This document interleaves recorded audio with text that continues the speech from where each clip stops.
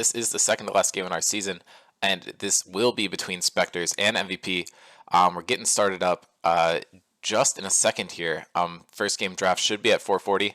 I'm not entirely sure what side select is, but we are eagerly awaiting Spectres to give it. I expect it to be blue side. It's really good in the meta right now. There's a lot of power picks. Orianna, Jinx, the two big ones. There's a lot of other smaller ones that aren't super prevalent, but those two champions can kind of be covered by everyone. So I think those are probably the ones that we want to look at here. But I think this should be a pretty exciting series, but these teams have locked in their actual final placements. So this match might just be a preview of the first round of playoffs. Should be pretty interesting though. Spectres should be able to evaluate whether they want to pick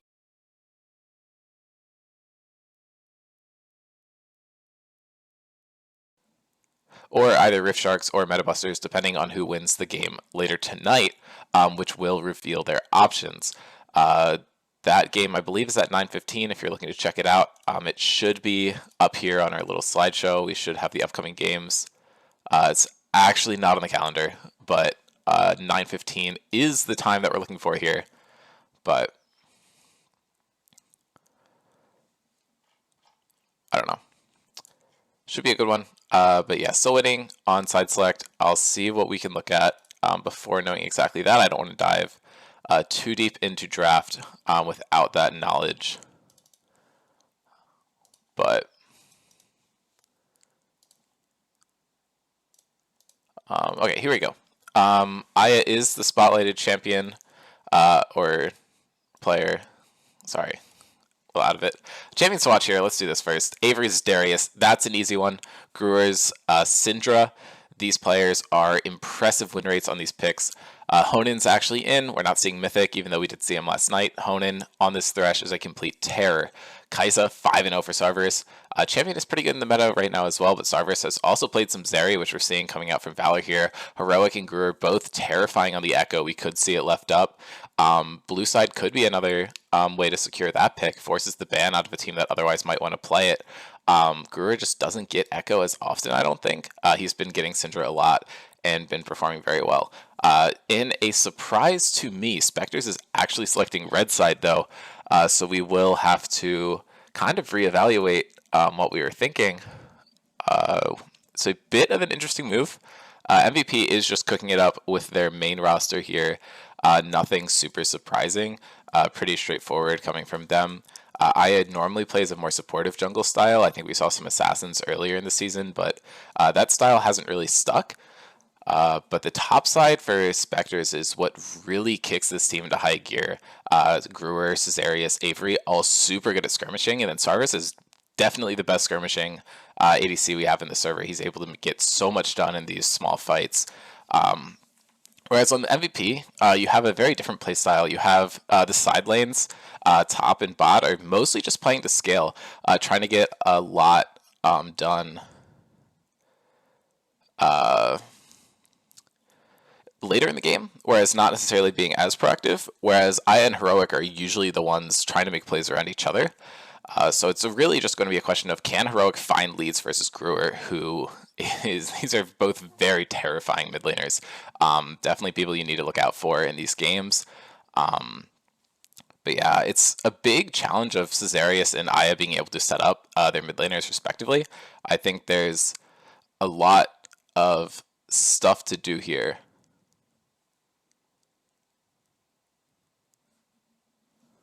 But it should be interesting. Moving on. Actually, we can go over it. Sorry, we swapped sides, threw me off. Puza on the Yorick, that's a good one to watch out for, but I think he has a bit more champions than that he can pick into Avery. I think just getting him something he's comfortable on probably makes the most sense. And then Valor and Liz usually are playing some sort of hyper carry playstyle. It's going to be a late game comp, I'm pretty sure. Rakan, Milio are things we see a bunch of, and Zeri, Kaisa, Xayah, all those champions we see a lot from Valor. But the Echo could just be first picked here. I expect Spectres to maybe just leave it up. I don't think they're as worried about it from Heroic. I'm sure Gruer has some sort of counterplay into it. His knowledge of the champion is just really good. I'm expecting to see Thresh banned away from Hoenn. Lilia is another good one to take away. And probably Syndra. Those are my guesses for bans against Spectres. Against MVP, Kassadin, Asol get taken away a lot. I don't think you necessarily need to. Or Khan could be a good ban away from Liz, but I think Spectres actually has a lot of options here. So they might just be banning the powerful champions in the meta right now. It's really hard to tell, but could be interesting. The key matchup here, something I discussed a little bit already, is going to be Heroic versus Gruer. Historically, Gruer has had Heroic's number this matchup 3-0 versus him. 8.00 KDA, has only played his two signature champions, the Syndra and the Echo. Silas, Talia, and Xerath are also up there in his list of mid lane champs. Heroic, on the other hand, has played a wider variety of champions. Echo is also his number 3 in the mid lane, but Asol and Victor were played versus Gruer. 1.58, not what you'd necessarily like to see from him. Kassadin, Swain up there as well. The Akali was actually picked against Gruer. But yeah, it seems like he's bending it a little bit more, but these scaling late game mages and as well as these melee assassins, it feels like Heroic just has a really good range of champions he can play, and you can say the same about Gruer. Both of these players have a huge grasp on all the different types of champions that are present in the meta, which is very exciting. I think that's going to make this matchup one of the best of the season, if not the best of the season. Aya is the key player for MVP, sets up Heroic very well a lot of the times, and I feel like has a lot of map presence, is able to help out all the different lanes. The jungle role swap is a bit recent, so we're not seeing as many jungle champions in her most played. Games played 61, win rate 54%, KDA 3.2, and champs played 33. So averaging less than 2 games per champion, which just show the diversity across the map. And then Sarverus on the other team, the 80 carry. I mentioned before, this player is incredible.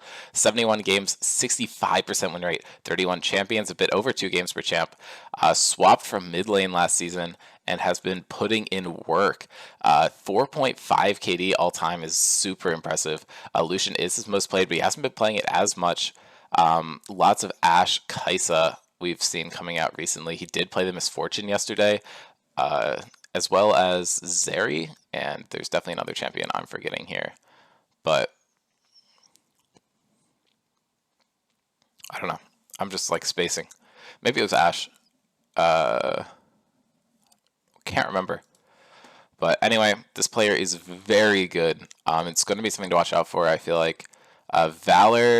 Valor's swap from mid to ADC I don't think worked out as well. So Sarverus might be able to punish that matchup in a way that he might not have been able to do last season when they were facing each other in the mid lane. But I think it's all pretty interesting. We are just going to swap over to draft. That is not right. No one has made the links yet, so let me get that working.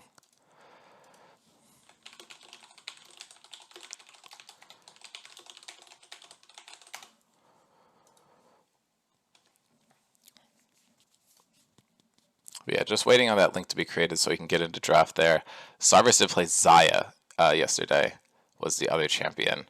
Valor, in his more recent games, has been playing actually not this same role. That's another thing I forgot to mention. We have been seeing the role swaps coming around recently from Mass Valorant Pirates. This might not be the actual order that they're playing in. Recently, we've seen Valor in the jungle. I think we've seen possibly Heroic in the jungle as well. But yeah, no, in their 4 last games, Valor's been in the jungle, and Liz has been playing ADC. Did get subbed out for Jackson one game, though, but every game Liz has played ADC has been the Xayah. So it's possible you can just ban that on the side of Spectres to take away the flex potential there. And then I guess Aya could go support and Valor would go into the jungle.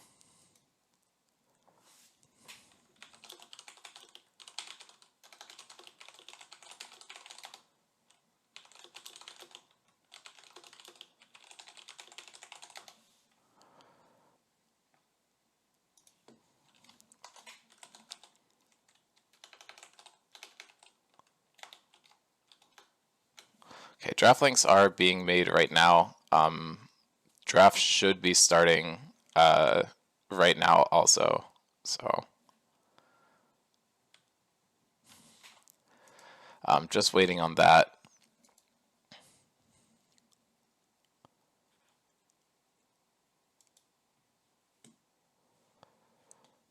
Yeah, I mean, I'm expecting to see those 3 bans against Spectres that I already mentioned, the Lilia taken away, Syndra as well, and probably the Thresh. You could obviously deny any of those picks if you really want to. Echo's another big one, but Heroic also does play that champion, so he might just grab it. Could be a really fun matchup to watch. Both of these players on that comfortable melee assassin as a possibility.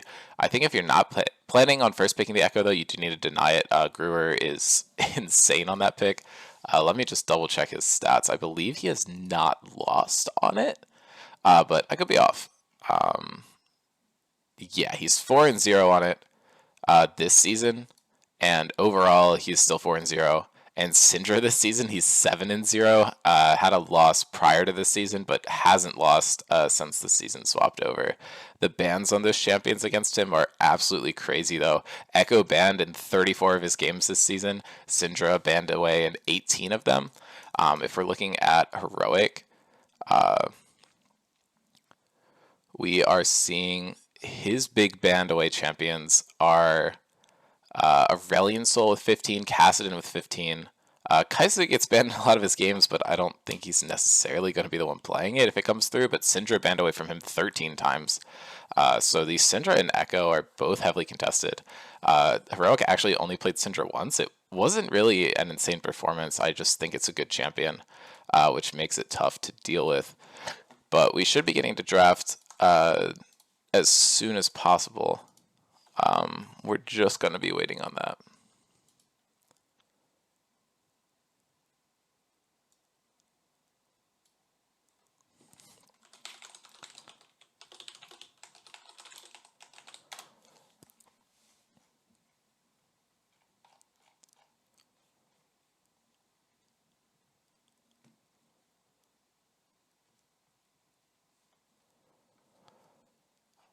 But yeah, I think we're just waiting for the teams at the moment. So I'm gonna throw on some league music for us. I do have some chores I need to do around the house. I forgot this game was today. For some reason in my head it was on Wednesday.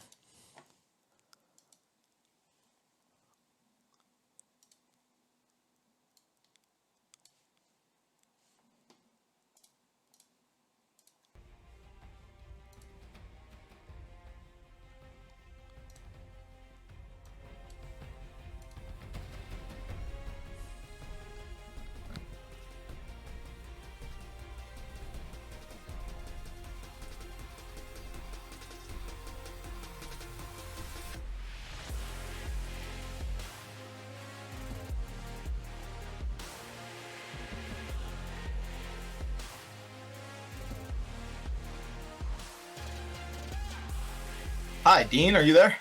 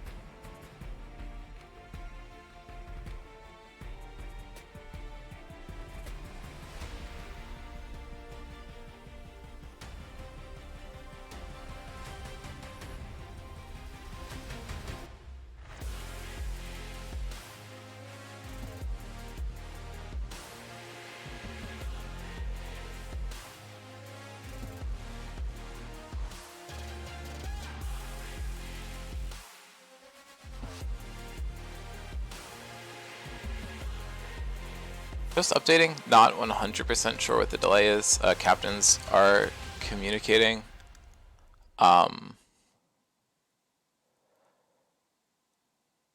Looks like the game has been postponed by 30 minutes and it was not communicated. I will just cut the stream and resume it. Alright, I'll see you guys back in 15. Alright, we should be getting into draft right now. Literally perfect timing. Okay, MVP is banning first. We're expecting to see these target champions taken away. The Echo is removed, so that means that Syndra, Thresh, or Lilia is going to be up. Lilia, first pick by Aya, would make a lot of sense. That could be something they're going for. They're banning away Puza's Yorick. It's a huge late game threat. He's super comfortable in the champion, so I think it makes sense. Syndra denial makes sense if you're looking to pick up that first pick Lilia. But that does leave the Jinx on the table. Spectres seemed unwilling to play it yesterday. Unsure if anything changed. Udyr being denied away. Nautilus being banned. Seems like they have not kept up to date with the roster. Honan is not the Nautilus player. Mythic is, but I don't know. We see this from MVP a lot where they won't fully scout out the opposing team and will make some weird draft decisions based on that. So this should be a really easy Thresh lock-in for Spectres. The Lilia first pick checks out. That's pretty much what we expected if you're leaving it up. I wonder if they're like baiting the Thresh maybe, but I kind of doubt it. This should be a pretty easy Thresh Jinx lock-in if we're conforming to the meta. Maokai being grabbed ahead of time, you don't want to allow too much countering to be done. I think the Thresh is pretty safe here. Honan is cracked on it, and yep, we're going to see that locked in.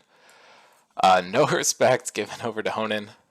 We just allow that Thresh to fall through draft, and it does get picked up. Not sure how many times he's been able to play that champion this season. I know when we were talking on the cast yesterday, he made it seem like it wasn't very often. In total, he has had 17 games of it. Just this season, he is 6-6 on it. He's played it a lot. And if we look at just team format, he's actually 2-2. So this is the 5th time he will be playing it. So he's either going to break it in a winning record or not. He actually has played Nautilus once, so maybe they were thinking that when they banned it. Don't want to completely discredit them. Xayah and Leona locked in for the other side. They're solidifying their bot lane. I think you can get a lot done here with a lock-in of the Jinx, but maybe call me a meta slave, but that champion is insane right now, and the Xayah does absolutely nothing to it. It's a super good matchup. Lucian could be on the table, though. I'm not sure how good he is with the Thresh after the change. Are just going with the Zeri, though. Kind of a sleeper pick. I think it's still pretty solid. Champion is not super great right now, but Sarvis has been playing a bit of it, so it could just be that he's comfortable on it. But yeah, I mean, both of these champions are pretty much the same if we're referring to like Jinx and Zeri. They both kind of do the same thing. Very mobile, very powerful team fighters. But you're just taking comfort over meta, which I think is a valid choice here. There's about a 7 or 8% win rate difference between the two picks, so I think there is valid criticism of it. But all these priority mid laners are falling through to the second round, so they all get banned. We won't be seeing Asol, Lissandra, Akali, or Orianna. So we're going to see some spicy mid lane picks. Maokai Jace should just come through again. We saw it previously, but we're going to see Yone instead. This could be for Avery or Brewer. Try to combine the whole team into a single name there. I think it's a pretty solid flex. I think it can kind of just slam most of Puza's champion pool, though, and it's really hard to play against. This could be Liz on the Ahri. Kind of doubt it. Heroic, I believe, has also played that champion.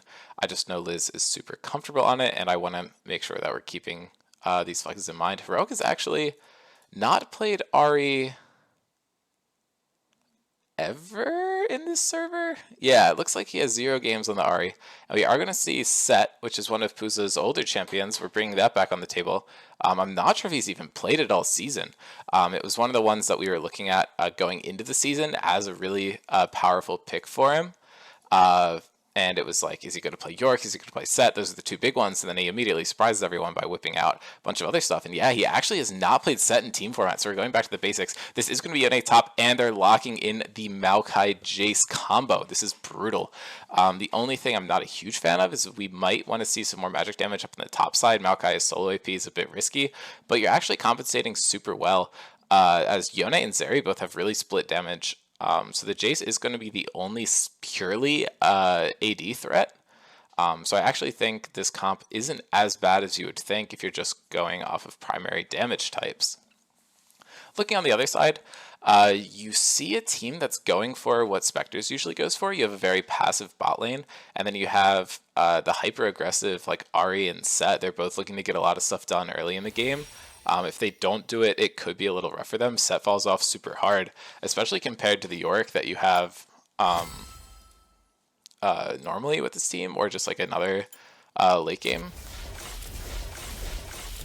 top laner. But we'll have to see how it goes. If you're wondering what I just pulled from my grab bag, nothing good. Bit unfortunate, but we should be getting into game any second here.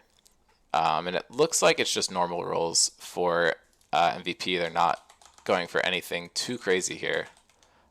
Just stock standard. It does mean that this is the first time we'll get to see Heroics Ahri, but that will be shown in the graphic later on anyway, so I don't need to spoil that. Technically, the Yone Jace could still be a flex, so I think that's something you have to keep your eyes out for. I think there's some stuff you can get going here, but Yone Jace Maokai in the early game is so good for Spectres. It's exactly what they want to play around. And they're just very strong champions right now. Yone's probably the weakest of the three, and it's not like Yone's ever bad, let's be real. So I think Spectres actually gets exactly what they wanted here. MVP going a bit differently than what they normally do, but I think you could say the same. They're kind of playing super comfortable in their normal style. Overall records, Xayah and Leona are very popular and very different win rates. A lot of people play Xayah because they think Xayah is good and aren't necessarily the best at her. Leona seems to be the opposite. People really only play Leona when they're very good at the champion, have very high win rates on it. It is going ahead of me a little bit. Ahri's pretty even. Lilia is slightly favored. Maokai dead even. And then Yone and Jace are slightly favorable, with Zeri being a bit on the losing edge of the matchup. Nothing really stands out to me except the Jace and the Leona. I think those champions are usually only locked in by people who really know what they're doing on them, so that could be something to look for. Moving forward to the champ matchups, Yone has butchered Set the only time this matchup has happened, and Lilia has absolutely slaughtered the Maokai. So I think those could be kind of conflicting matchups. I also am wondering what the context of that Maokai-Lilia matchup is, because I feel like normally Maokai should be pretty good into the Lilia. So I'm not really sure what happened there. It could just be someone was slamming it as a bit of a counter and wasn't necessarily prepared to play it the right way. It was Jackson into Mason, someone who doesn't jungle very much, into our GOAT jungler, so I think that actually does explain it. And then bot lane, Zeri Xayah has evened out. The Zeri KD is terrible in the matchup, but I'm not entirely sure what's going on there. And then Leona seems to be historically favored in this server versus Thresh. Kind of makes sense, just because I think there's a bit more ease of execution there. We'll check out this Zeri Xayah matchup, see if I can find these games.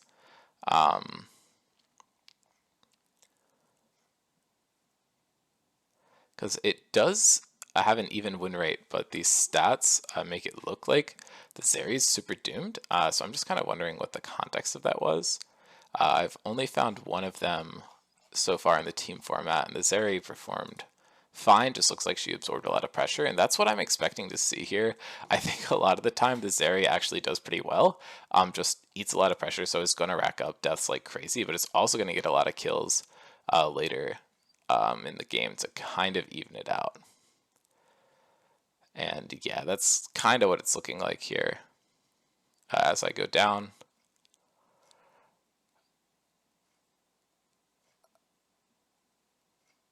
Lots of Zeri versus Kaisa too, which is kind of funny.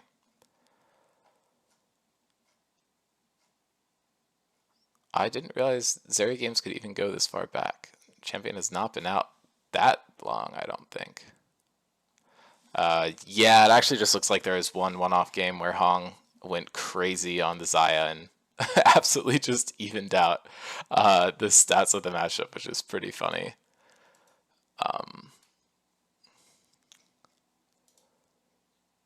But yeah, funny stuff. Moving on, past performance, we do have Heroic first timing. That makes sense. Avery has played the Yone before and lost Sarverus. Insane stat line on the Zeri. Honan obviously has a lot of games on this Thresh. Same with Cesarius on the Maokai. Has been playing it a lot recently. Gruer, 5.33 KD. If you just look at the game yesterday, it's insane. And then the other players on MVP have played their champions a bit. Not necessarily great results. But Liz actually first timing as well, so that could be something to look out for. We should be getting into game in about 30 seconds. Season records recently, Ahri has not been super hot, and Leona has been going absolutely off the wall, so that could just be something to keep an eye on.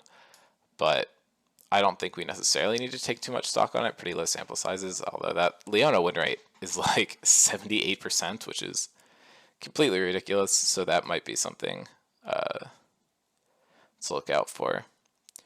But I just think this meta is very favorable for Leona, so it might not necessarily be that the champion itself is good compared to other similar champions like the Thresh, so who knows.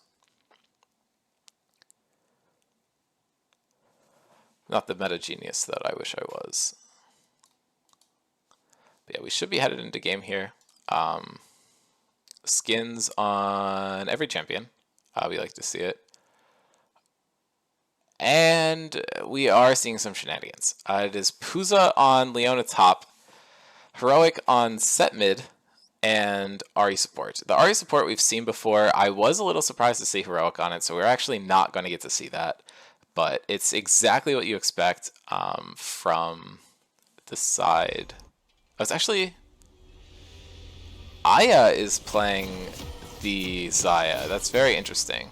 And then Valor is going to be the one jungling. It looks like they've just gone back to that. That's what they were doing at the end of last season. That could put them in a stronger position, as it's what really helped them lock in their title last season. So maybe this is the swap that you need. I'm not sure how much ADC Aya plays. She normally plays support, if I'm correct on that assumption. That was at least true at some point. But yeah, everything as expected. Okay, no, they're... Okay. I believe this is set top Ahri mid, Lilia jungle. Okay. Roles are in the right position. So the champions are actually in the roles that we expected them to be, just different players. Which kind of works out. But they're trying to just stop Avery from getting stuff done, which is pretty interesting. And I think that should just give Gruer free reign over mid lane. No one's really been able to contest him this season, to be honest. Heroic has come close, but not having a Heroic there at all is going to be super risky. Looks like they're just trying to get an advantage out of Avery by use of Heroic's laning, but we'll have to see if that can actually happen. I also think this team has been historically playing through Heroic a lot. It's a lot harder to play through a top laner. This is actually something they stopped doing last season when they ended up putting Valor in the jungle. They put Jackson top instead and started playing through the strong mid laner, so this may hurt them more than it helps them. Lethal Tempo is present for the Yone, which should give him an early level advantage.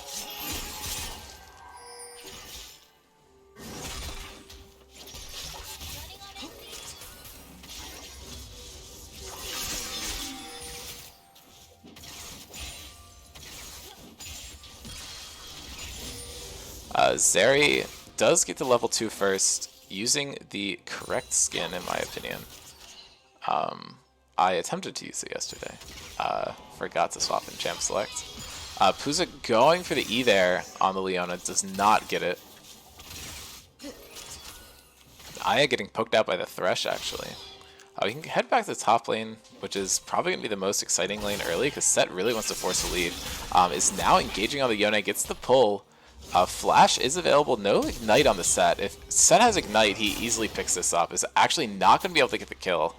I think if you're playing an aggressive champion like the Set, you do really want the Ignite unless you're that confident you can get a lead without it. But obviously he's playing super well, was able to force Avery out of lane. Not something that many people are able to do. Valor double camping, it looked like, for a bit there on the Lilia. Not sure how much of that you can really do, but the TP is expended from Yone. He should be able to catch most of this CS. Won't end up missing too much of it. Yep. Doing a pretty good job up there. And the CS cap in mid lane is already massive. This Jace is so good at early points in the game, and when he's able to team up with the Maokai, it's going to be ridiculous. Lilia is not going to be able to be contested by Maokai. Her clear is a lot healthier than his, and she's actually gotten the full 6 camps. Maokai now just walking through mid lane to ensure he's not getting double scuttled.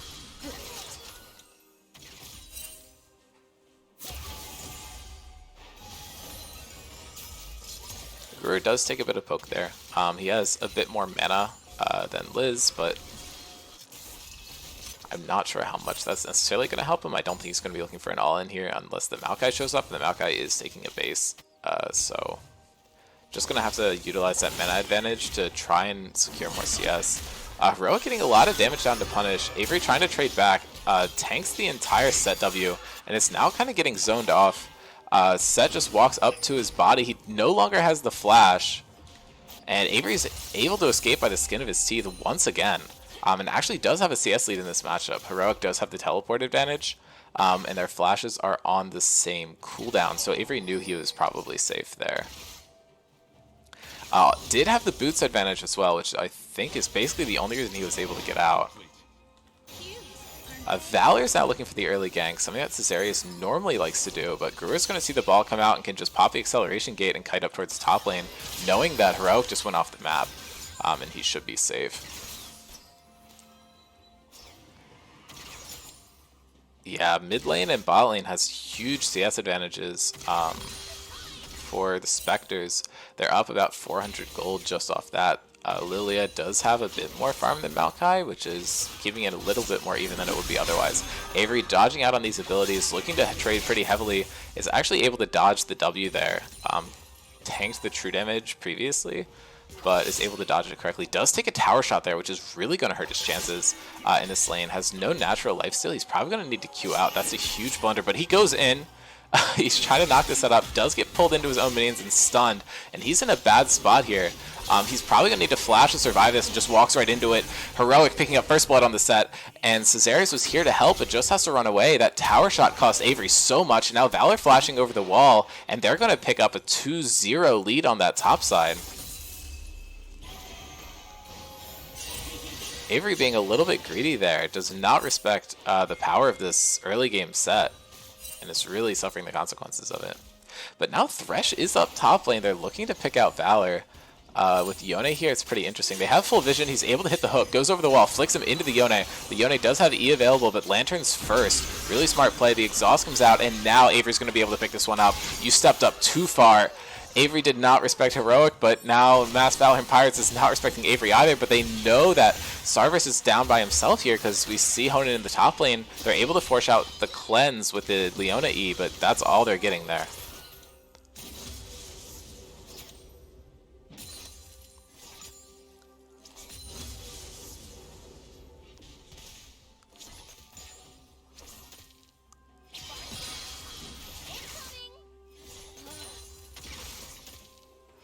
Yeah, this plate is going to be secured for MVP, which kind of evens out the play. Thresh was able to get a kill, and they're able to get a plate in return. Obviously not hugely in your advantage, and they did nerf plate gold, so it's not going to be too much, but they're really going to be fishing for this Seri. They want to find a way to punish Sarvis for being alone by himself down here, but he's been playing super safe, and Thresh is now back. About a... Oh, the gold even is basically even now, but Zeri hits 6 first because she was left isolated, is looking for some extra damage, but isn't able to hit through the minions.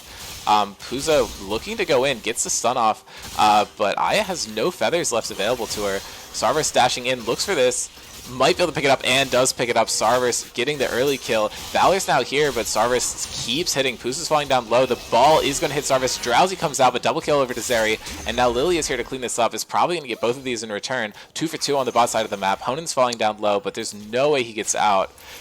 Misses the hook and is just going to fall. Maybe takes forever, but the play on the top side just fizzles out.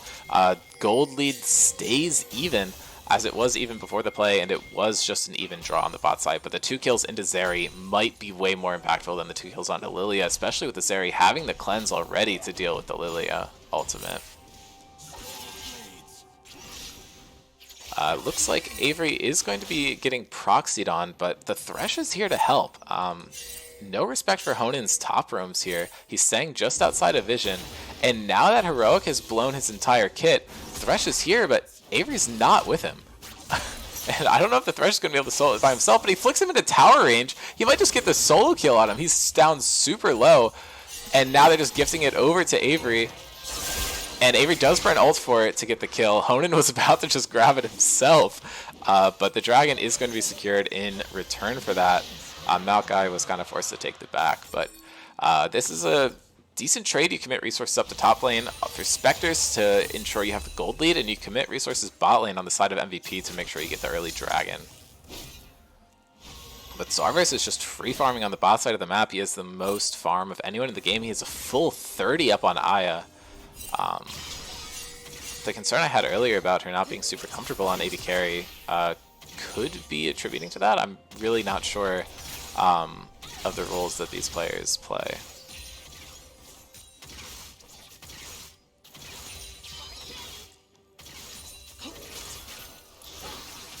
Okay, Leona is going in. Sarvis does have ultimate available, is looking to hold it, but now burns it. Puza's just dead.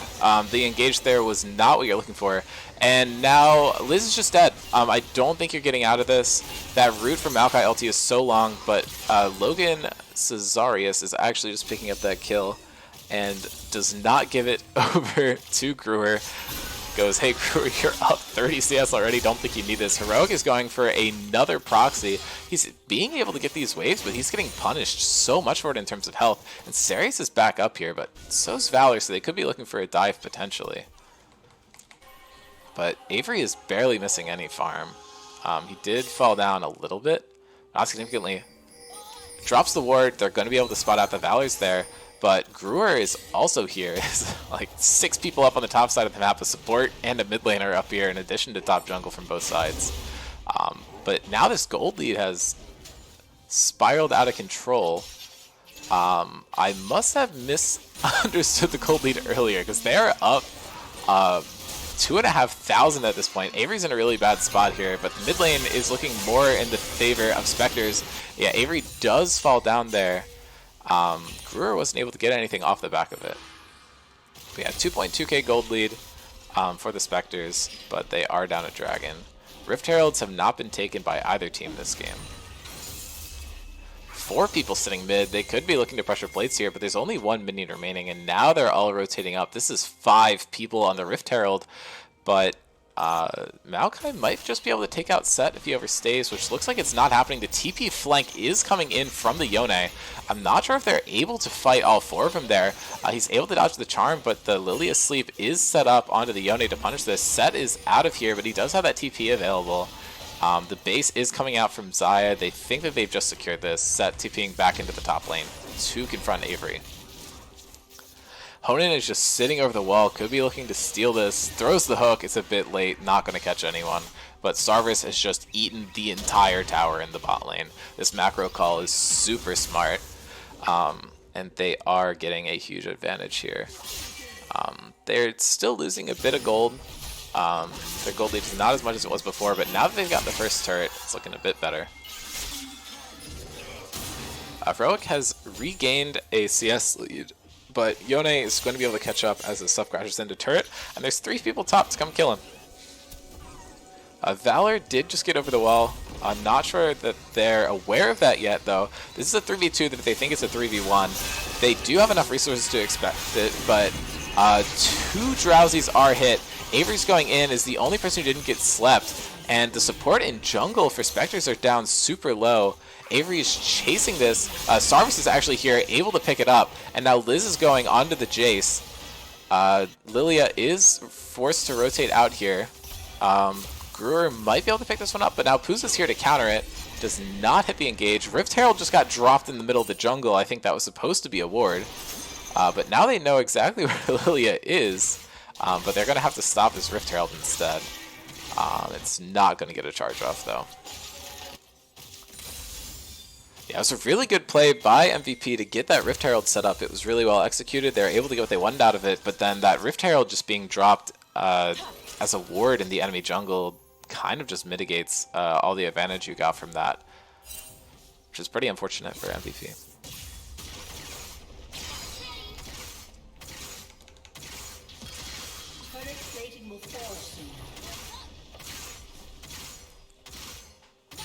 Lilia has completed the Roa. It's going to max out at about 19 minutes. Really good timer. Sarver's able to dodge out from this E in the top lane. Takes a little bit of damage, but he probably just has the lethal tempo stacked up. He's doing so much here.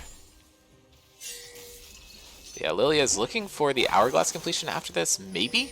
There is a Health Crystal bot, a bit of a tankier build on the Lilia. You know you have a lot of damage with the Ahri, as well as the Set and the Xayah, but... Okay, Honan going in is able to hit the hook onto Puza. Puza's dropping down low, but Jace hesitates to engage, does not want to get caught out by this. Lilia could have hit a 2-man sleep there, but does not have the ultimate available. Now Honan does go wide there. The Jace Shock Blast comes down huge onto Aya, and Avery's behind on the back line. Avery's able to pull out, and that is 2 kills. Avery and Honan both in like single-digit health there. One of them able to be picked up. Brewer swapping back to range form, trying to hit an Empowered Shock Blast onto Valor, which he does. Valor drops down low. Now Liz is showing up, attacking the Maokai.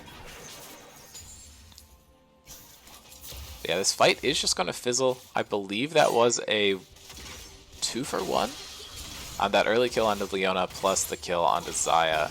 And this is a huge bot cap for Spectres, but Heroic getting so much done on the top lane. He does have his ultimate flashed. And he's able to pick up the shutdown. Really solid stuff. Set ulti is very brutal to play against, and he's able to pick up the solar tower. Set is now very strong, and they're closing in on this gold gap. Honan has no ignite, so there's no shot he's ever going to be able to get this kill. He's trying to see if he can hold ignite and still live, which I think he's going to be able to. Honan actually goes for the flick into tower. He almost picks it up, but Heroic with a really good flash there is able to save himself and get the kill. Really good play. But now that is a second dragon over to MVP, and now this should start to be a concern for the Spectres. They've maintained about the same gold lead, and MVP is basically caught up to them in terms of stats from these dragons.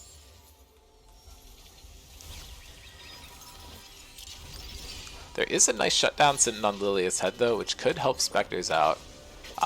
They actually just lost about 1,000 gold there. I'm not sure where that came from. This possibly could be futures market stuff working. I'm not really sure how that rune works, but that could account for the weird gold swings on the graph. Or maybe I'm just like hallucinating and or bad at math. Sarvis does have cleanse available to him. Honan, just trying to stall this out, does have both summoner spells available. And Avery now has to deal with the set that's slightly more fed after getting some kills on people that are not Avery.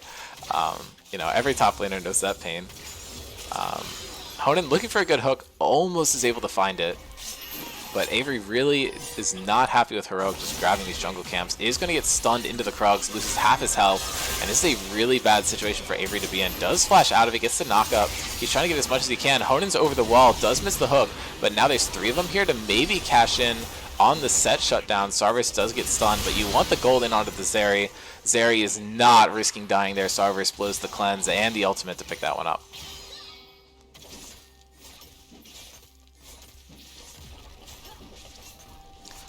MVP should be able to get this mid tower in return, which should keep them at that 1k gold threshold, but Maokai and Thresh are here to make sure that that does not happen. Gruer is collapsing from the other side of the fight, though. Puza is able to dodge the hook, but Gruer can just look for this play here. Gets half of Puza's health down immediately. When that W gets popped, it should give him some tankiness. Gruer misses the Shock Blast, which makes this kill a little harder to get, but it's going to be picked up by Gruer. Drowsy is down on 2 of them, is not used.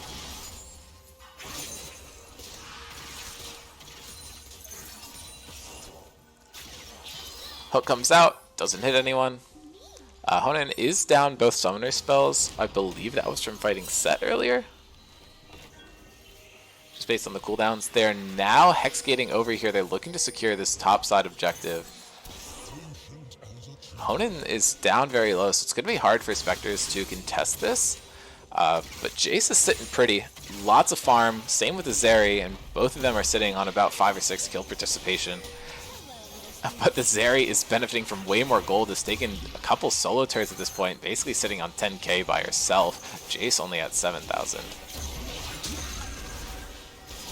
And the Rift Herald is going to go down to the side of MVP. Hopefully they're able to drop it in a way to actually get something out of it this time. That could be a huge advantage for them. And now Gruer is grabbing the side lane turret. He felt a bit left out with all the gold that Zeri had.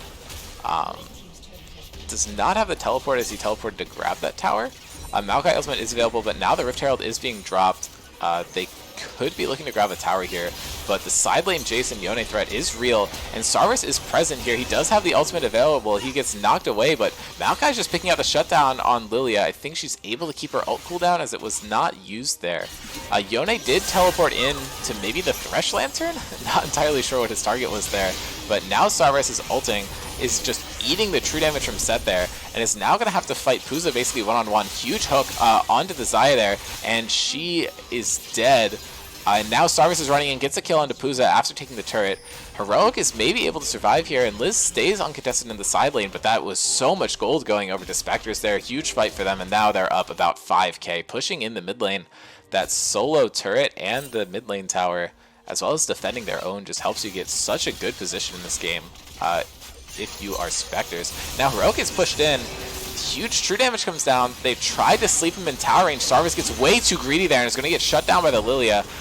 All of MVP's budget is on this Lilia. She's so strong right now. Honan and Gruer both dodge out on that, but Valor's super fast. It might be hard to contest, but Gruer just goes in and gets so much damage. But Lilia's too tanky. It's really hard to kill her. Gruer going to be fishing for the empowered shock blast, but really good body blocking from his team there to keep him alive. And now Gruer is falling down below, is exhausted. Honan's here, but they don't really have too many damage threats. They're able to keep themselves alive just because of the tankiness, and if Lilia was going a more aggressive build, she likely would be able to finish that off. Demonic Embrace is going to be the next item. That's what that health crystal is for. Just sitting on the Seeker's component in the inventory as well, though. Ari looking to maybe get out there or pick up a kill. She's not entirely sure what she's going to do, but looks like we're just going for the wave instead. This next dragon is up. Could be soul point for MVP if they're able to pick it up, but Spectres is probably looking to get this one instead. Yone just taking a base here. He wants to be available for the fight. Hex gates are going to make it so he can get there in time. Set probably just looking to solo push though, and Set can take towers like no one else, so they do need to be really careful of that side lane tower. But trading it for stopping the soul point might not be the worst idea in Spectre's book. Sarvis starts it up. Valor throws the ball, isn't going to hit anyone, and I think that just means this dragon is over. Avery had his eyes on the play, knows that his team's probably safe, is trying to build towards this IE as fast as possible and defend the top tower. Dodges out on the Sun, and is just going to clear this wave. If Set is left uncontested, these towers are going to melt before him, but if there are people contesting him, it's a lot harder. However, Avery has found Puza in the jungle, and there's 4 people collapsing on Puza. Puza's just dead. I don't see any way for him to get out there. Clean pickup there.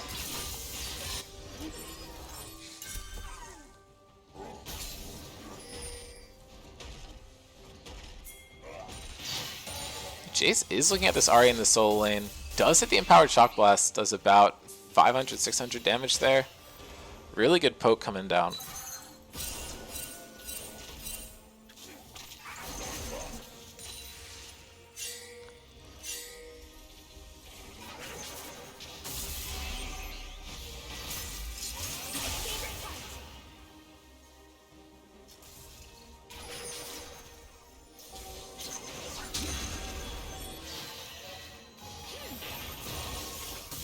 And Guru's able to hit another one. If he finds an angle to engage here, he's in a really good spot though. Ahri has already burned her ultimate, just trying to stay safe in this play. Spectres are now closing in. They could have a Baron angle here if they rotate everyone up. Guru's teleport is available, so this effectively they have 5 there. Ahri caught out on the side lane. She's been doing a lot of it this game, but has no TP to really cover it.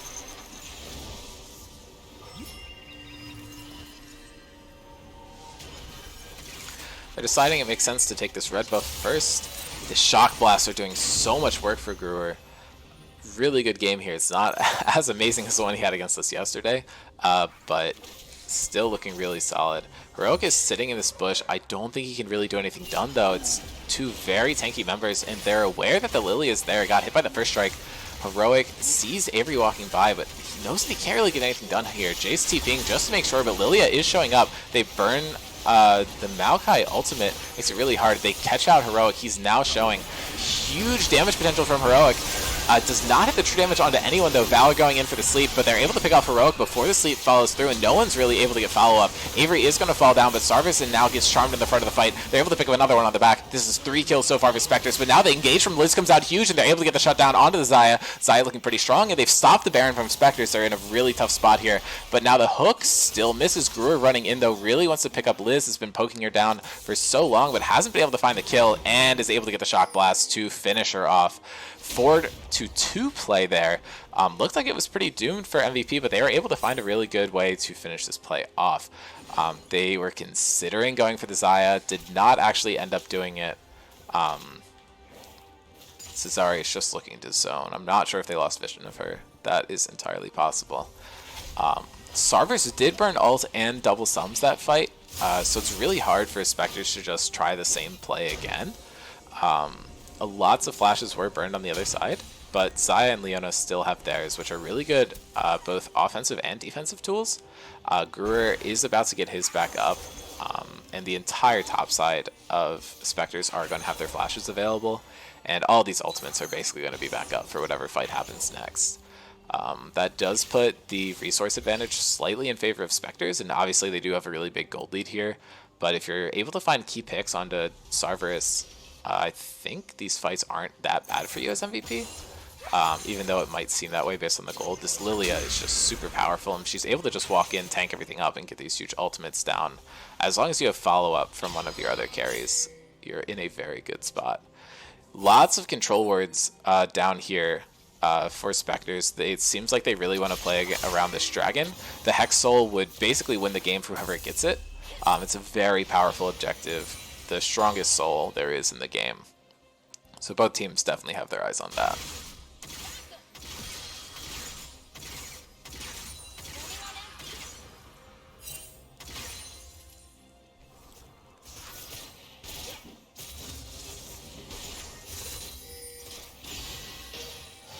Aya is starting to catch up on farm. Heroic keeps his advantage, has still not really caught up to the Jace and the Zeri, who are both super farmed up. They're just pushing down bot, trying to make sure they have shove in these key lanes for the next fight. Mid lane is currently under the control of MVP though, which could be a little risky for Spectres. Something that they did really well previously is have the Jace flank set up super well. They're not necessarily looking to poke everyone out, they just know he's going to do so much damage that he really only needs to hit him once, and it kind of serves as the engage in the fight.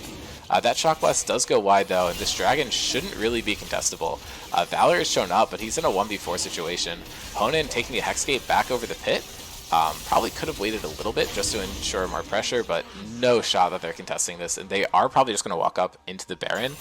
There's no risk in the Baron anymore because you're not going to completely lose your gold lead, and that dragon is now down. Xayah running away. They might just have to give this. Valor's nowhere near the area, but Maokai ult down does make it a little hard to contest. Interesting to see what these two teams are going to go for next. Looks like Spectres is going for a full reset. Maokai and Thresh actually staying to grab the Scuttle Crab for vision. The smite comes down. Luckily for them, the crab is in the bush, so it's hard to steal it back from MVP. And the set has pretty much fallen off. He wasn't able to do much in the previous fight.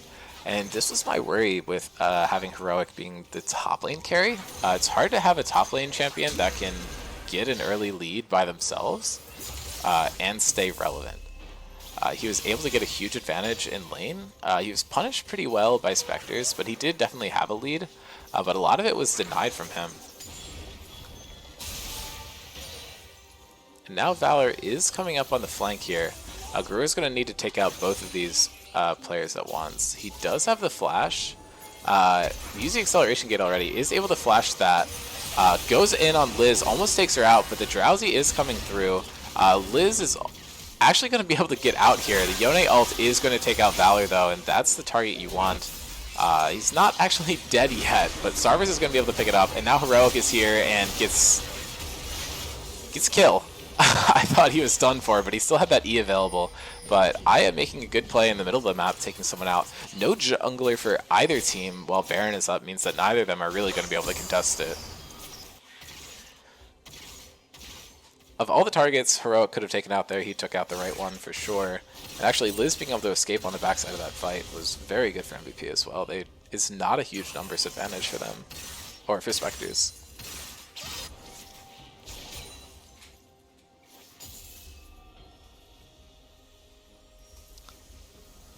Puza and Aya are now running out of the way, but the 3-lane push is getting set up for Spectres. They really just want as much prio as possible to set up for this dragon. Looks like Zeri's going to try and grab the red buff here, or already has one. I'm not sure who this red buff is available for. But I'm expecting to see a Baron started at any minute for either of these teams, but Spectres is the one who should have the agency to start it, and they have very staggered recalls here, so they don't really have a clear call to go for it.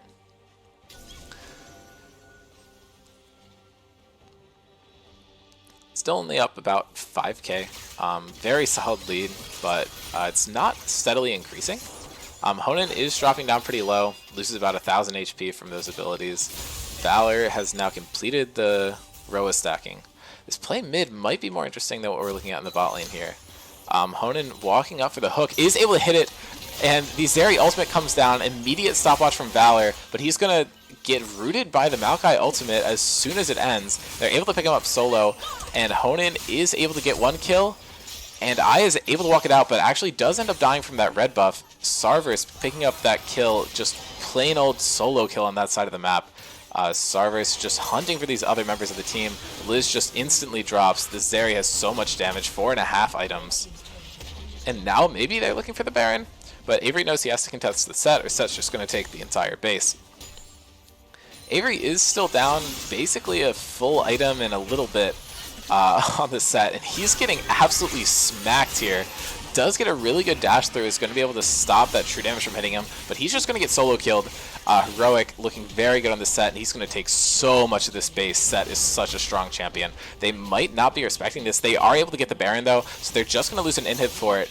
They're able to, or Heroic is able to get out through this, but Zeri's actually here.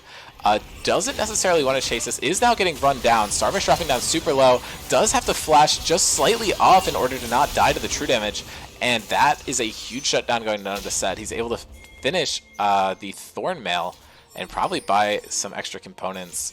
He has some time in the Death Chamber to think on what he's getting though.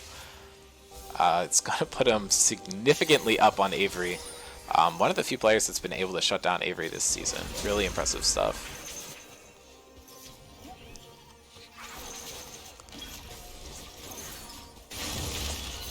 Valor just stealing that one away. Seems he did have 2 smite charges, but now it looks like both teams really want to contest this dragon. It would be soul point for either of them. Already a couple Hex Dragons, and now that's half of Aya's health gone. The Maokai ult is coming down. They're able to hit a hook onto the Puza. Valor does not get tagged by the Yone ultimate. Yone just goes right back out, gets the poke damage he wanted. Drowsy only going to get hit onto the Maokai, and it's really hard for you to punish him. Valor flashes in to go for the play, but I'm not sure he's actually getting anything done there. He really wanted to kill the enemy jungle, but he's not going to get it done.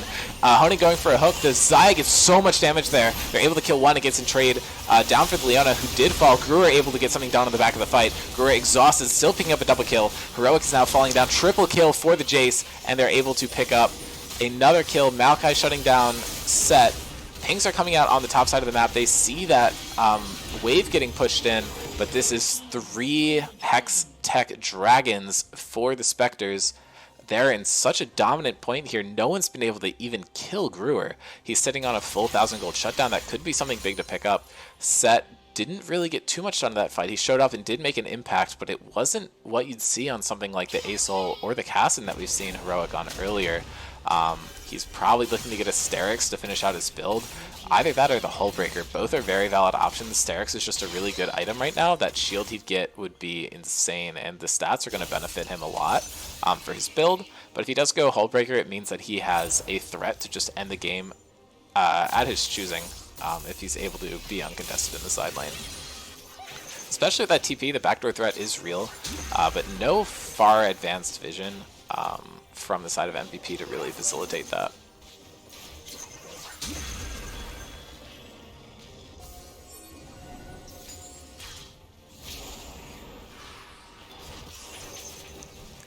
Gold lead for the Spectres has increased to about 8,000.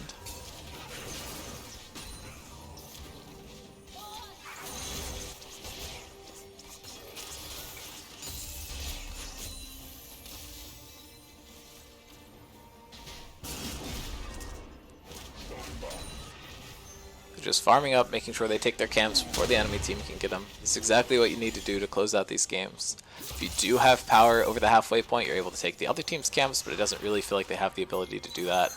Gruer got huge poke down onto the Xayah there. Half her health is gone. The Maokai ultimate is coming out. It looks like they might just be able to escape. Only Valor got hit by it, not Puza, but Valor might just get caught here. A lot of times he's getting caught out 1v4, and it's just so doomed for them when that happens. He's the strongest member of their team, I think. You can count Heroic as well. Avery just getting out, knows that he has no way to fight this, and looks like Spectres is just calling for the end.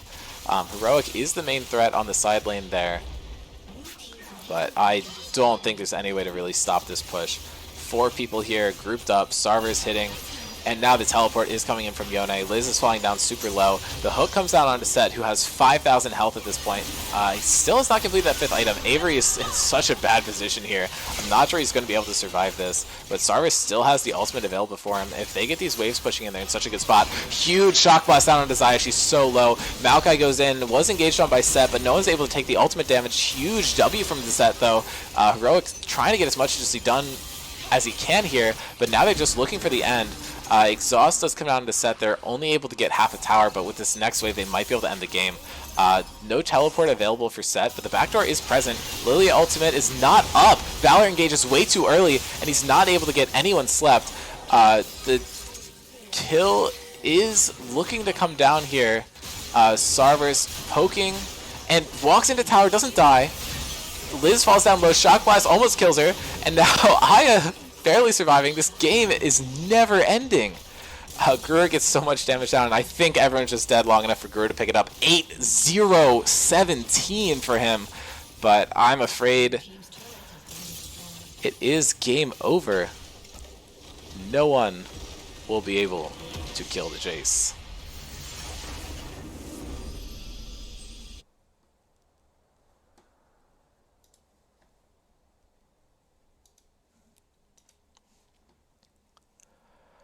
Alright, moving into the next game, let me check what the side select call was. Looks like same sides, so not a major change in anything. The draft time should be, I guess that's 6:05 for East Coast, but they said 5:05.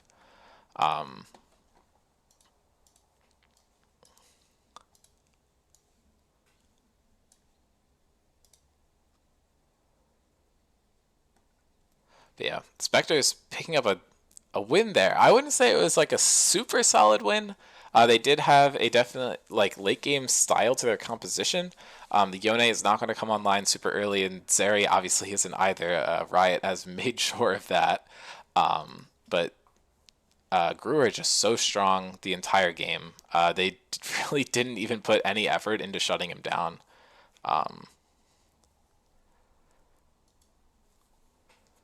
But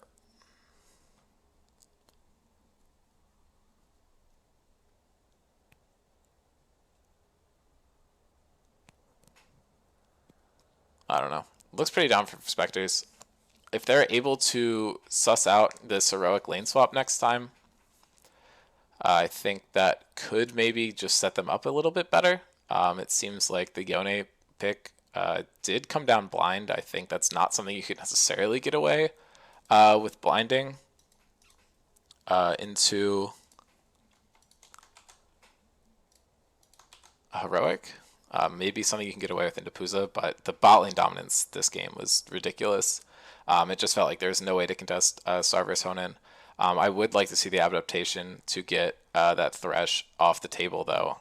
He did so well on it. His roams were peak. Really solid stuff there from him.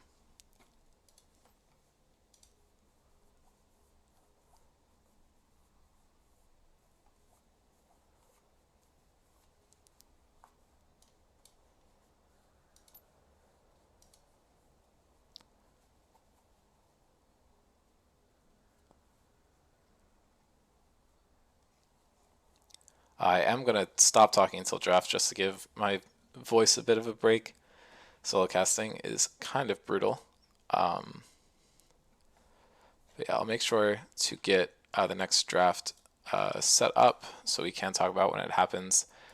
Really, I think the only adaptation we necessarily need to see is a Thresh Band over Nautilus. I'm not expecting to see any other early changes. You could deny the Maokai instead of the Lilia, but I'm not sure how comfortable I would be on that champion.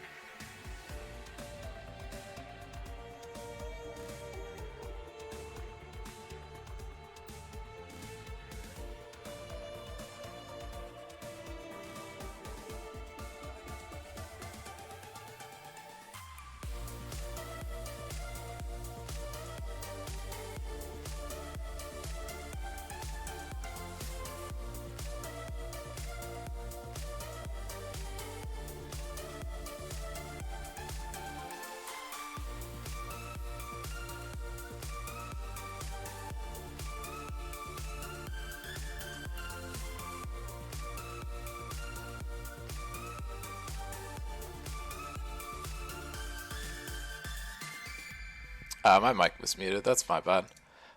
We are seeing the exact same draft, though. Nothing actually changed. So we are just copy and pasting the first game, I guess. A bit unfortunate that we aren't seeing the adaptation to take care of the Thresh. They might just think that the Nautilus poses a bigger threat. We might see Xayah Leona here again. Would be a bit bedge, but you know, shit happens. Yeah, okay.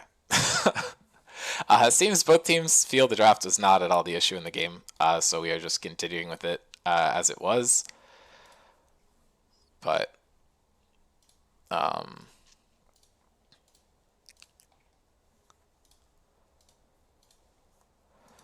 okay, we actually are seeing an adaptation here. We see Ezreal instead of the Xayah. Could be a good adaptation. I don't know if this means a different player is on the pick. Valor and Aya can obviously swap back around. Zeri being locked in again here. There is just little to no adaptation from either team. They just want to play the same thing. It's possible that they don't want to show too much of their hands for playoffs going forward. Not entirely sure.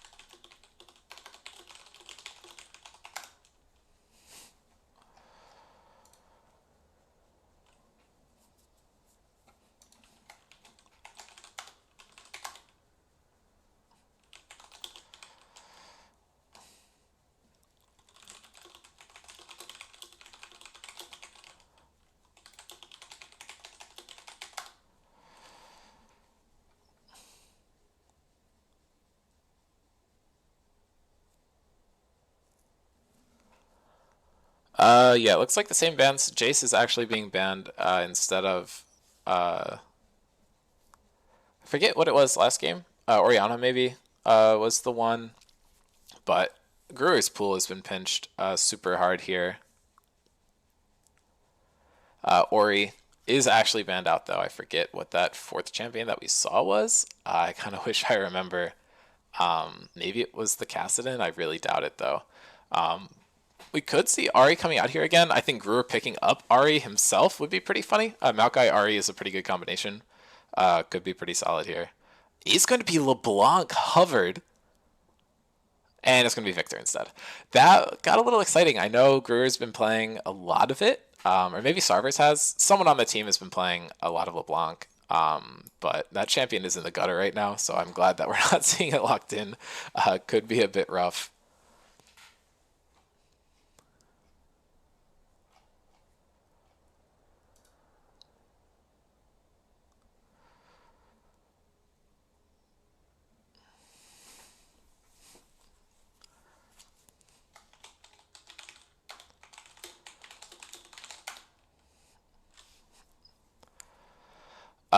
Gwen is locked in, but you have the counter into the Gwen, so I think there's actually a lot you can do into it. I do like to see their top laner going for a more late game focused carry. I think just overall that's better for the team. Good adaptation here. We're seeing a lot of change in the second round actually, even though we didn't see much in the first. This is going to be the Trist mid. Pretty exciting stuff. I think that's a pretty good punish into Victor. Maokai's going to need to spend a lot of time mid trying to make sure it gets suppressed. But Avery's champion pool is actually completely untouched here, and he knows he's playing into the Gwen. So I think there's a lot of stuff you could see come out here. The Yone is actually an insanely good matchup here.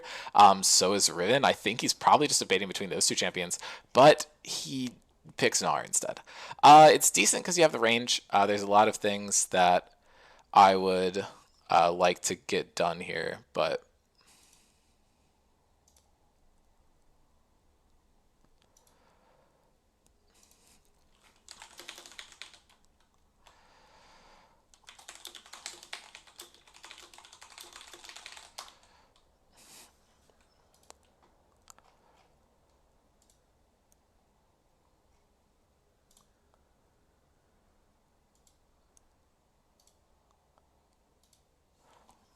Yeah, I don't know. I'm not a huge fan of the Gnar. It does give them extra tanks though, but it puts all of your damage really into the Victor and the Zeri. The Gnar and Maokai are only going to do a little bit. MVP's comp here is a huge adjustment to the better. I'm liking it a lot.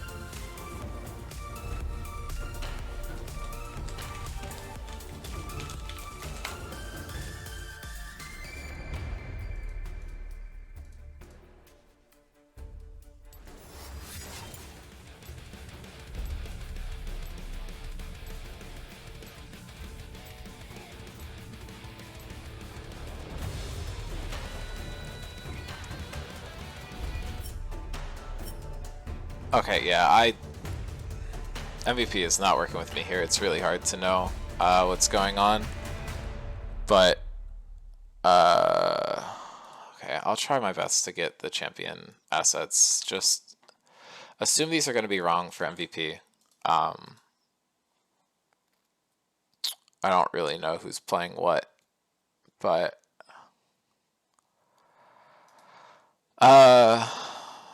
a lot of these champions we've seen before, and the last game's data didn't get entered.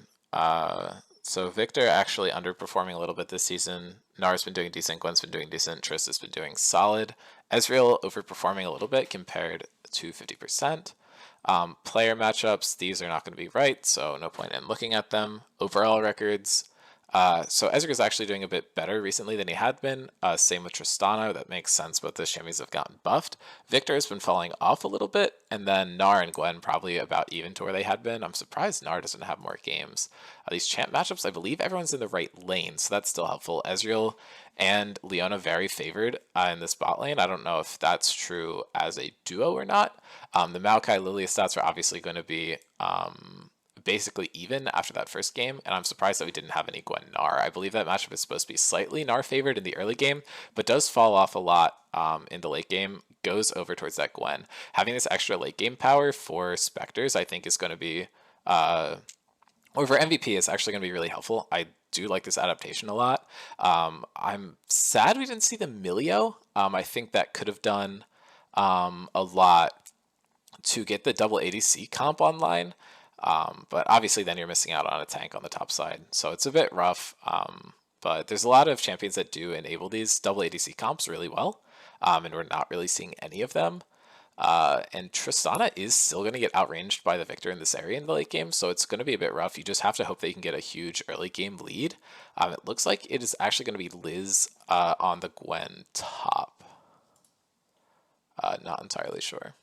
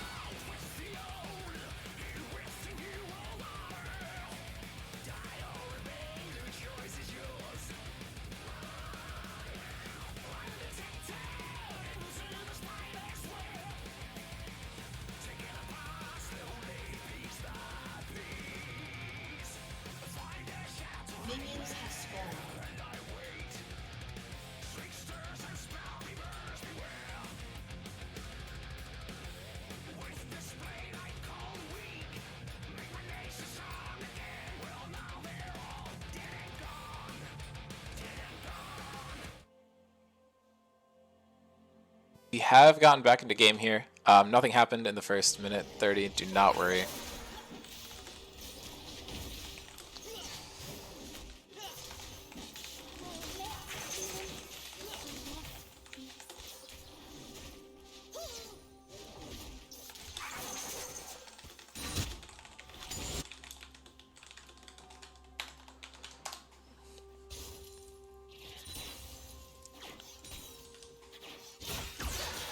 And Avery is going in for the early aggressive trades here. I still do not have these rolls correct. I think this is accurate. Yep, okay. Tristana with the early CS lead, that's what you expect to see here. Avery just poking down Liz here, but Liz is getting a decent trade. That early stacks on the Q can get a lot of stuff done for her earlier in the lane phase, but when Gnar hits Mega, it's going to be really good for him.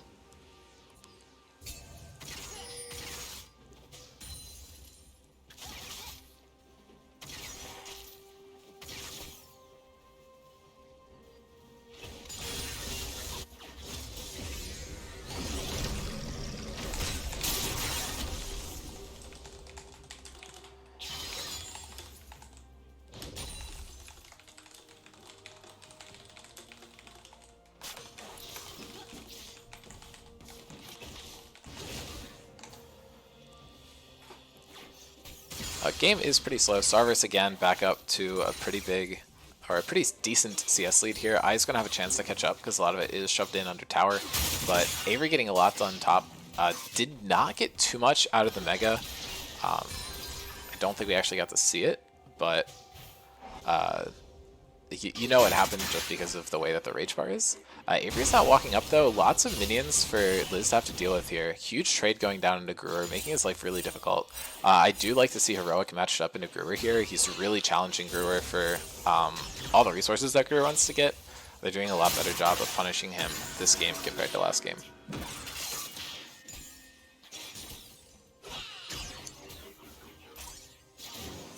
Valor is looking for a gank here. Avery does have flash and likely hop, but the bowling ball is going to miss, so he is completely fine.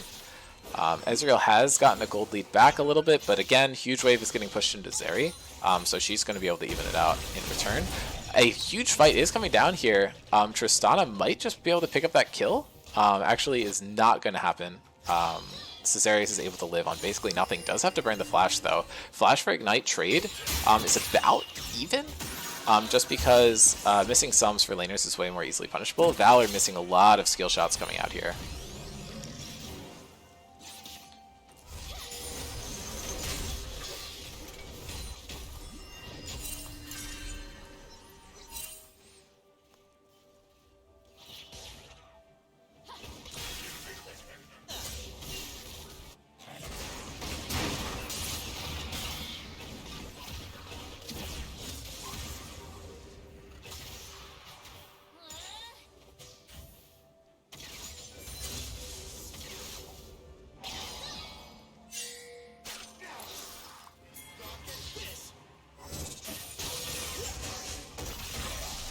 Engage is coming down here. Caesarius is going to die. The exhaust is coming down, although I don't think it means that I is going to end up dying. Forces the flash out. 3 sums are down for the side of Spectres. Now another one comes out. Puza going in onto Honan, lowering his health significantly though. And Valor's looking to pick up this kill, but the early game damage is just not there. Honan's super tanky. Honan goes in and they actually trade. Valor takes a lot of damage from tower, but Sarvis isn't going to be able to pick up another one. But that actually works out for the Zeri quite well, and she's getting to spend this time alive while Ezreal is in the death round. Puza goes in, the cleanse does come out immediately though, and Starburst might die here, but either of them risking too much turret damage could put him in a really bad spot. Valor's super low on mana. I think this fight is just going to fizzle. Neither side really wants to initiate, they're just going to get the shove in.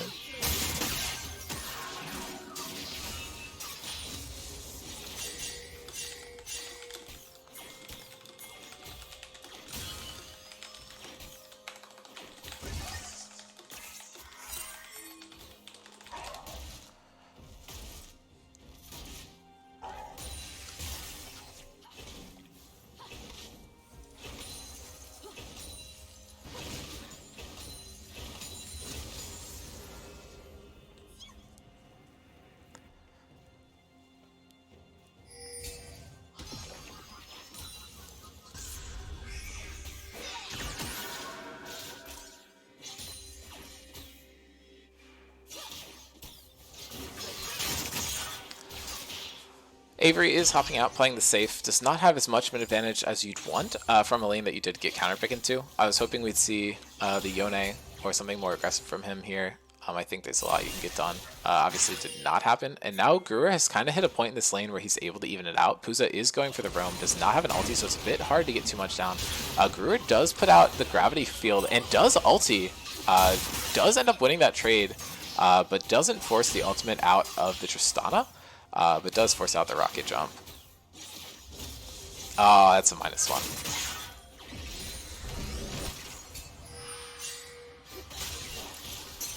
Okay, huge hook coming down into Ezreal. Ezreal does have the arcane shift, but isn't going to get too much done. But now Puza's engaging on the backside.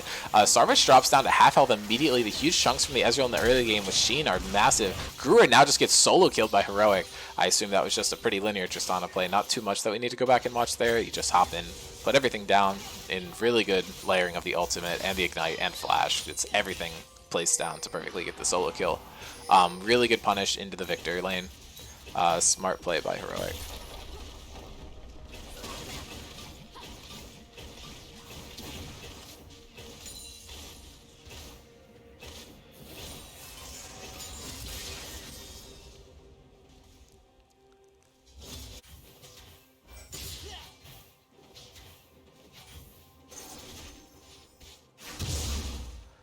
Valor is just going to be clearing his buff, and he's now rotating up. Neither team really has a huge jump on this dragon. I feel like the Ezreal's probably a favorite just because that Sheen power spike is so powerful. The Maokai ult does come down. Sarvis goes a bit too far out, and Honan might just die on the backside. Does not have anything available, but Sarvis is about to just solo kill Aya, except does not have the good range. The Ezreal ult goes out backwards, isn't going to be able to get much done there, and Puza is likely going to die to Gruer here. Heroic is nowhere to be found. That's a double kill for Sarvis.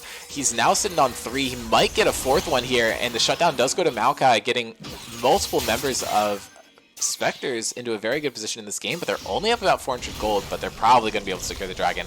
Ultimate is coming out from Avery. The Gnar, all caps, exclamation point. Very good ability. And I believe the last ulti from Gwen is going to be dodged away by Avery. Avery can maybe look to go in. Does not have that E available to him yet, though.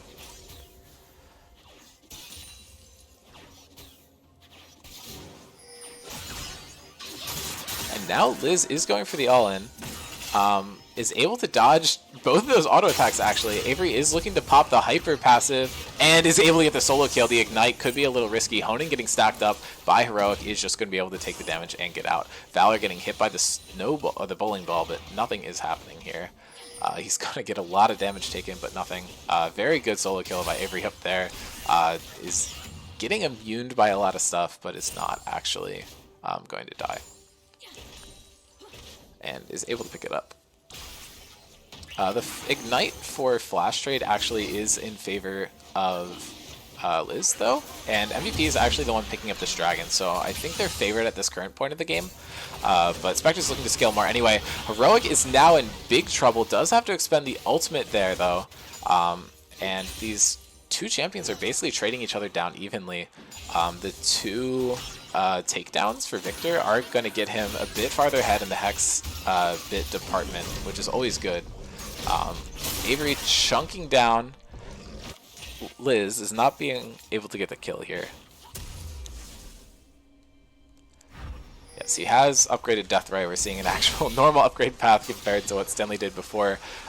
Gwen Immune had been burned already, so that was actually a really safe ultimate there. And they're able to just pick up a kill onto the Gwen. Making sure to get their topside fed and dropping the Rift Herald on top of it. Good objective trade. Valor is now dropping the Drowsy. Needs to clear out the minions if he wants to get too much damage down. Again, he's just going to get chunked. Valor is not at the point in the game where he actually does enough damage to really get too much done on these plays. Avery is tanking tower shots, though, and then trades it back off to Caesarius. This could actually be rough if another bowling ball comes out. TP coming down from Gwen. She's looking to maybe get something done here. Ezreal ulti is coming up. Let's see if we can follow it. And not going to hit anyone. But good attempt. I'm not sure if it kills, but you always got to respect the effort.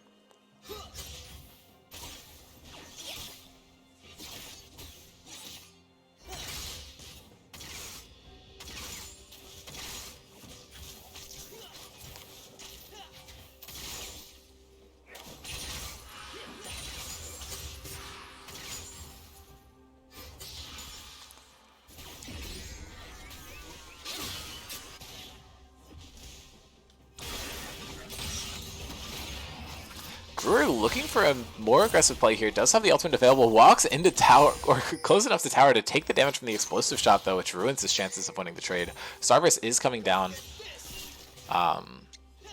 Does get poked by that Ezreal Q. The Sheen power spike is super solid, but Zeri's sitting on 3 kills, so she's a bit stronger. And now Maokai's getting engaged on, does have to burn the flash, is going to take damage from the explosive charge, drops down super low. The Ignite was actually burned there. They were looking to get the kill, does force out his flash, so it kind of works out. But Thresh was there to provide some additional shielding and kind of incentivizes MVP to stop going for the play. Spectre's up about 1,000 gold at this point, but down to Dragon, which kind of evens them out. As we were kind of seeing last game, games playing out super similarly. They just have the aggressive laner in a different lane. Gruer now getting chunked out here, though, and I believe he is just going to die. No, the explosive charge had already gone off, so he was able to survive that. Doesn't even need to flash, though, and Heroic does, so Gruer actually coming out on top of that trade just simply walks away. Looks a bit weird, but probably just from who I was looking at. Heroic probably does have enough mana for the jump. Actually does not. Might have already used it or just doesn't have enough mana, or it's off cooldown or something. But Regardless, good play from Caesarius there. I think he was tracking the jump a little bit better than I was and punished it really well. Avery could fish for a kill here, but Mega's about to run out, so he's just going to have to poke from range, which Gwen is a little bit better at dealing with. Gwen now runs in, looking to maybe get something done, but Avery's now stacking up passive on her. As long as he dodges these late needleworks, he's in a pretty good position, but he does not dodge the last one, and that's the one that really matters. The Ignite is coming down. Gwen is immune to that boomerang, but doesn't matter. Avery is not going to be able to get that kill regardless. That trade is favorable for Liz, except the fact that she did burn the ultimate and the Ignite, so puts her in a good position, but she's actually the one that needs to back, and will not have teleport as soon as the Gnar does. Very close play, almost was able to pick it up, but does not happen.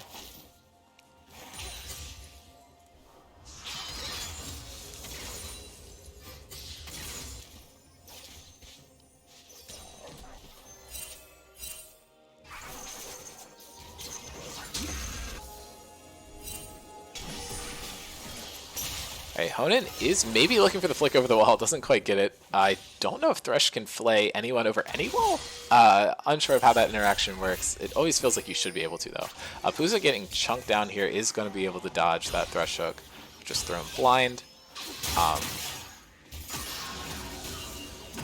Liz, again, just burns the Gwen's immune, tries to get out here. Looks like there is some dragon setup coming down for Spectres. They're looking to maybe secure this mountain, which is basically just going to cancel out the Infernal. The two dragons basically just neutralize each other. You have extra defenses on one side and extra damage on the other. It'll slow it down for whatever Soul is, but Heroic going in for some damage is not able to fully pop the bomb, but still gets a good trade, chunks about 40% of Gruer's health down. Gruer now just slowing down the wave, which isn't doing too much, but he knows that the cooldowns aren't present there for the Tristana, and now Thresh is roaming mid, isn't going to be able to hit it.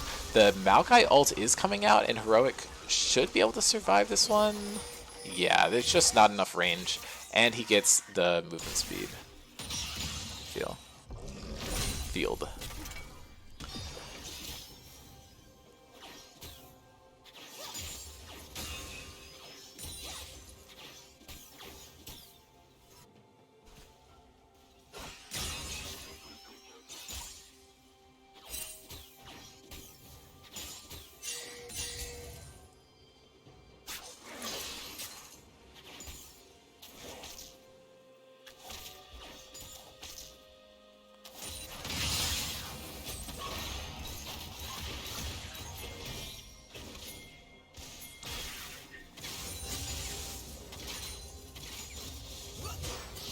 Sarvis is getting hooked out there. Good play from Aya.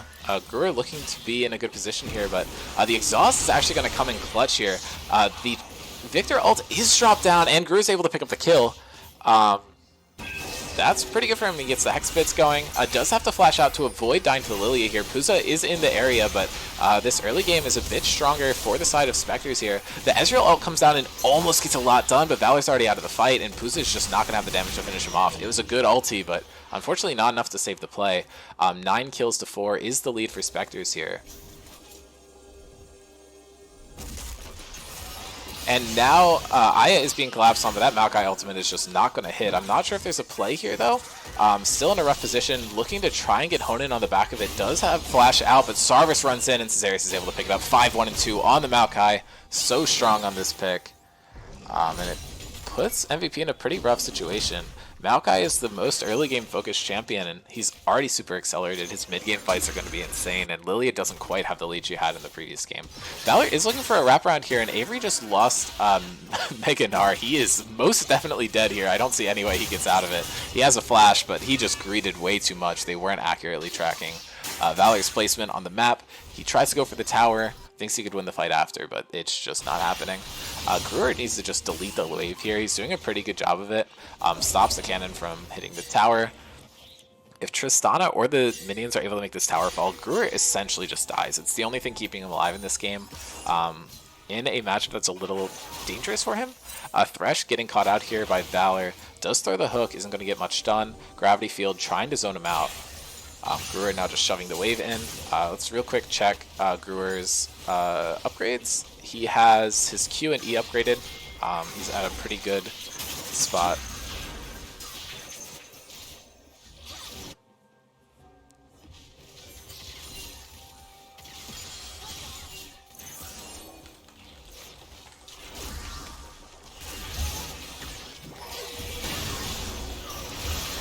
Okay, huge engage coming out here. Valor is just caught out, and Liz is going to be soon to follow. And Heroic just gets smashed into the wall. Triple kill from Grui here, potentially, and that is huge. He probably has full Hexbits here, full upgraded Victor, and the Tristana is no longer outmatching in this matchup. But they're going to get bot tower out of it, and it shoves Sarvis on the back foot here. Avery, or Ezreal is going to have a CS lead here. Blue team's turret has been destroyed.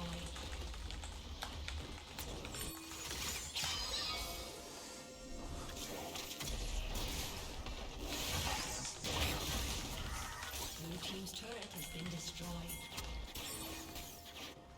Blue team's turret has been destroyed.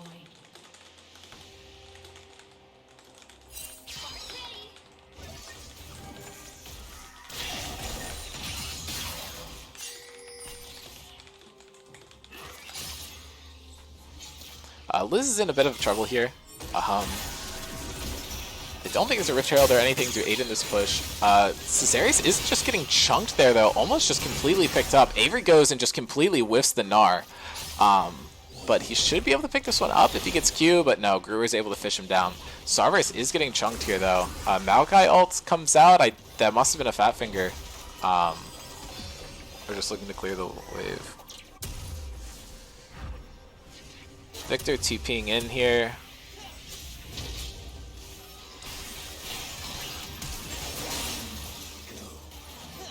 Gruer is looking to just kill Aya here and is just going to get it. He's running that. He's so powerful here. He forces the flash out of Puza. Valer's looking for maybe a play here, but the bowling ball's going to be dodged from all parties. The Tristana is walking up.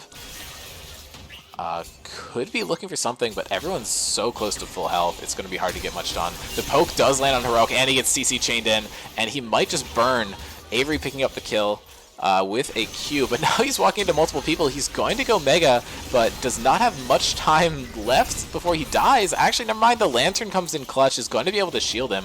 Dragon is being taken here. If Valor can flash and steal it, oh my god, Valor does it. He's going crazy. He is going to lose his life for it, but he's able to steal the Dragon, which was what the Spectres were hoping to get out of that play, but now they're rotating up for the Baron. Sarvis is not going to be in the area, and they're going to hope that that gets neutralized out by the Trist not being there. This is a very aggressive play. They could be punished for it, but Sarvis' ultimate is available, and so is the Maokai ultimate, so this should be actually a really safe Baron. It's just early in the game, so the take is going to be really slow. Luckily, they do have a fed Gruer and a fed Sarvis on Victor's area, which should give him enough damage to burn this down.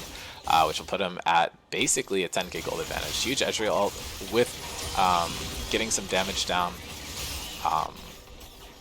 And actually, Avery's going to pick up a side lane tower, which is pretty good. Heroic should just be able to trade him back here. Doesn't actually have the mobility there. Really good stun from Avery.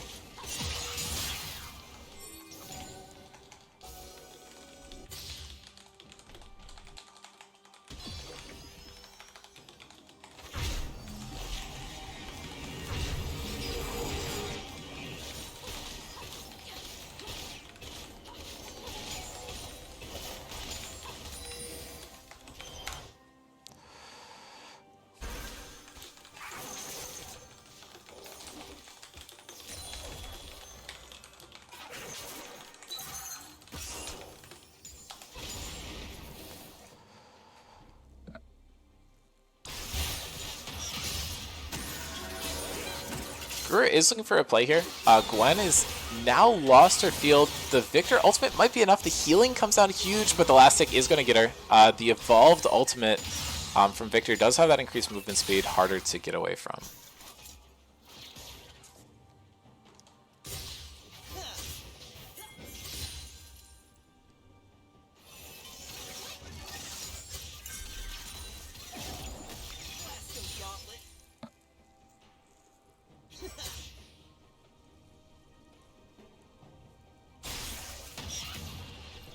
Gruer poking down on the side lane. This is a huge cash, and if he's able to get it, the Baron Siege minion should be able to pick it up for him.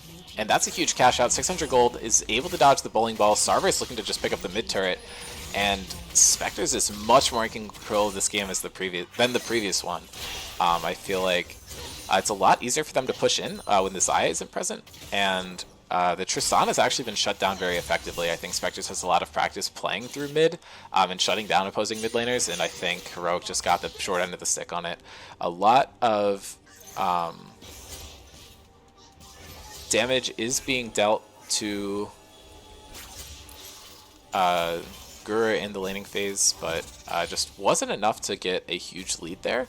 And Gura is 7-1 and 5, absolutely dominating this game. And now the Maokai ult is coming through. Puza gets stuck, was trying to Hex Flash out, isn't going to do much. Damage is coming down here, but there's no Victor for this fight, so it's a 4v5. Victor does have teleport. It's not going to happen. Sarver's is ulting here, and it is a... Honan is actually surviving. Just kidding. 2 for 1 in favor of MVP, but Victor is poking down the top side of the map.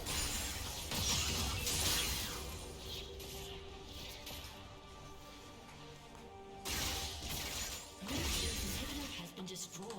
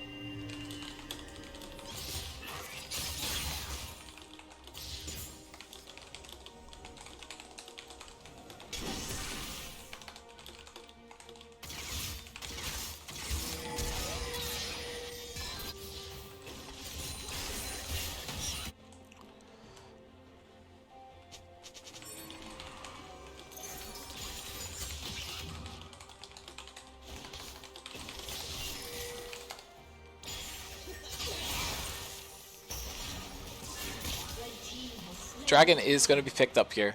2 drags for both teams. 9k gold lead, 2 Spectres. They're going to look to try and push this in, but with no Baron, it's pretty tough. Huge pick onto Gura, possibly. Valor is going to get locked down. Valor again, 1v4, 1v5 into the enemy team, but he's really going for it. Gura is almost taken out here, but the stuns are crazy, and Grua's just healing up. The Thresh with the healing Mythic, actually bailing him out there. Grua's just going to base and TP back in, and this might be the play if they're able to get this mid wave back in. Tristana was not part of this fight and is going to have to back to get back in. Cesari's taking so much damage, overpushed a little bit, was taking tower, and he's falling down super low. Tristana maybe is looking for something, but it's so hard for Tristana to fight in a full-on 5v5. She has to get resets to get anything done, and now it is looking a bit over. They're sieging the towers, and they are looking to just end the series. Grur taking some damage, and the Maokai gets chased into base. They're looking to kill them in base instead of just end the game, trying to make sure that they can secure it. The Tristana is a huge threat, but that is game series, and Spectres ending their series on a win. MVP unfortunately suffering defeat. This does not actually matter for standings though, but Spectres ending on the 9-1, a very good record to end the season on.